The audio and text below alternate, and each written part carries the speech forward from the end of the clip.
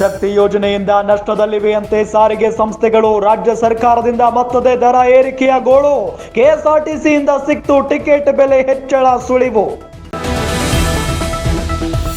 July 22ರಿಂದ ಅಂಗನವಾಡಿಗಳಲ್ಲಿ LKG UKG ಆರಂಭ. ಮೊದಲ ಹಂತದಲ್ಲಿ 250 ಕೇಂದ್ರಗಳಲ್ಲಿ ಪ್ರಾರಂಭ. ಸಚಿವೆ ಲಕ್ಷ್ಮೀ ಹೆಬ್ಬಾಳ್ಕರ್ ಘೋಷಣೆ.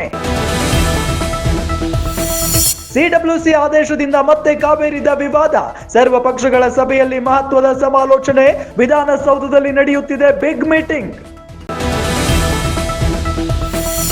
ಬೆಂಗಳೂರಿನಲ್ಲಿ ಕಸ ಎತ್ತುವ ಕಾರ್ಯದಲ್ಲೂ ಮಹಾಲೂಟಿ. ಡಿಕೆಶಿ ವಿರುದ್ಧ 15,000 ಕೋಟಿ ಕಿಕ್ ಬ್ಯಾಕ್ ಆರೋಪ. ಬಂಡೆ ವಿರುದ್ಧ ಬ್ಲಾಕ್ ಲಿಸ್ಟ್ ಬಾಂಬ್ ಎಸೆದ ಎಚ್ಡಿಕೆ.